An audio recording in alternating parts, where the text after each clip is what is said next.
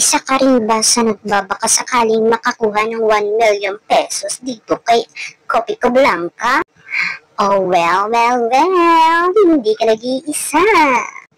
So, bago nga ang ating tutorial, ito po pala ang kanilang official page. Ayan, may blue check po yan, kaya hindi po kayo malilito. Kaya kung may ibang magpipm sa inyo, stop po yun. Ito lang po yung page nila. So, ayun na nga. Bali, nakakuha po kasi ako ng 10 pesos o dalawang 5 pesos kay Kopiko Blanca. So, ang tuturo po natin ngayon kung paano po natin i-claim ang 5 pesos na yun na binigay ni Kopiko Blanca. Yes. So, ayan nga po yung mga code na sinad ko kay Kopiko Blanca. At ayan nga po, 5 pesos po ang kanyang binigay at o ang aking nakuha.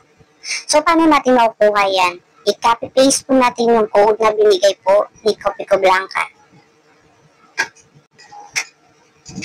Pagka-copy po natin yung code, click po natin yung link. Ayan. Pagka-click po natin yung link, papupunta po tayo dito. Yan. Accept all lang po. Ayan. At i-type po natin yung number natin sa GCash. Yung gamit po natin na number sa GCash. At pagka-type po natin yung number, ilagay po natin yung kinopy po natin code doon sa Messenger o sa Kopiko Blanca. At pagkalagay po natin, pindutin po natin yung I am not a robot. I'm not a robot. Ayan. Then, may puzzle po dyan na kailangan nyo pong sagutan. Ayan. So, pagkatapos nyan, pag na-pindot nyo na po o nahulaan nyo na po yung puzzle, pindutin nyo lang po yung verify. Yan. Then, pindutin po natin yung claim para makuha po natin yung 5 pesos. At yan nga po ang 5 pesos.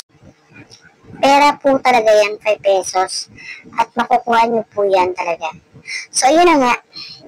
Hanggang dito na lang po sa ang aking tutorial. Yes, sa mga hindi pa nag-subscribe, mag-subscribe na po kayo. See you next my video.